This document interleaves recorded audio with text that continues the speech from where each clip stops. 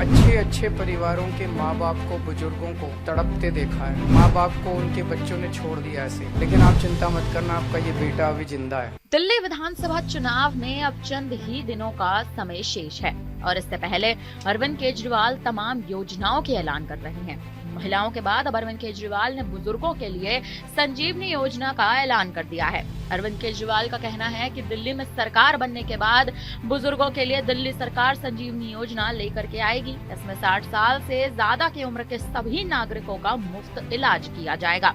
इसमें कोई लिमिट या श्रेणी नहीं होगी। दिल्ली में आम आदमी पार्टी की सरकार बनने के बाद ये योजना लागू कर दी जाएगी।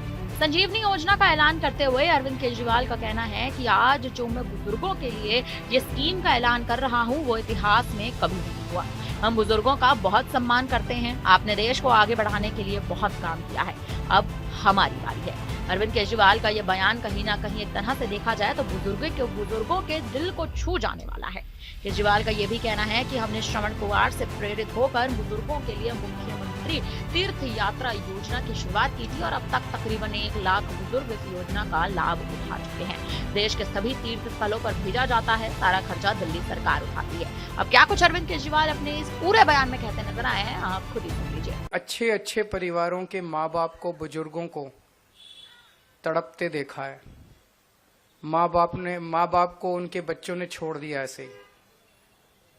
लेकिन आप चिंता मत करना, आपका ये बेटा अभी जिंदा है।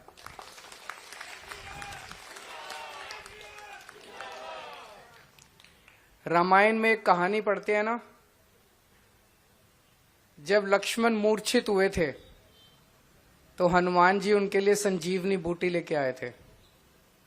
तो आज दिल्ली के बुजुर्गों के लिए मैं संजीवनी योजना का ऐलान करने जा रहा हूं कि 60 साल से ऊपर के हमारे जितने बुजुर्ग हैं उन बुजुर्गों का पूरा इलाज फ्री करवाया जाएगा। इसकी चुनाव के बाद हम योजना लेके आएंगे, योजना पारित करेंगे।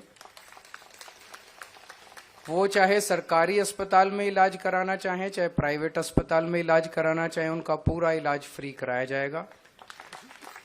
इसमें कोई बीपीएल, एपीएल, टीपीएल, आरपीएल कोई लिमिट नहीं होगी। सबका इलाज, चाहे अमीर हो चाहे गरीब हो, सबका इलाज मुफ्त कराया जाएगा। और कोई अपर लिमिट नहीं होगी। आप जितना आपका बीमारी पे खर्चा आएगा उसका सारा खर्चा दिल्ली सरकार वहन करेगी। और इसके लिए रजिस्ट्रेशन 2-3 दिन में चालू हो जाएगा। लेकिन आपको रजिस्ट्रेशन कराने के लिए कहीं जाने की जरूरत नहीं है। आपके घर हमारे आम आदमी पार्टी के कार्यकर्ता आएंगे और आपका रजिस्ट्रेशन करके जाएंगे। आपको एक कार्ड देंगे, वो कार्ड रख लेना, संभाल के रखना। और चुनाव के बाद जैसे ही हमारी सरकार बनती है, ये योजना पास करके आपके बुढ़ापे में आपको स्वस्थ रखने की जिम्मेदारी आपका ये बेटा पूरी करेगा। बदले में बस आप अपना आशीर्वाद देना, मुझे देना, दिल्ली वालों को देना, देश को देना, दुनिया को आशीर्वाद देना कि सब लोग सुखी रहें, खुश रहें, स्वस्थ रहें। बहुत बहुत शुभकामनाएं। न केवल इतना, अरविंद केजरीवाल ने ये भी कहा कि जैसे जैसे उम्र बढ़ रही है वैसे वैसे 100 बीमारियां घर कर रही हैं। फिक्र होती है कि इलाज आखिर हमारे बुजुर्गों का कैसे किया जाएगा।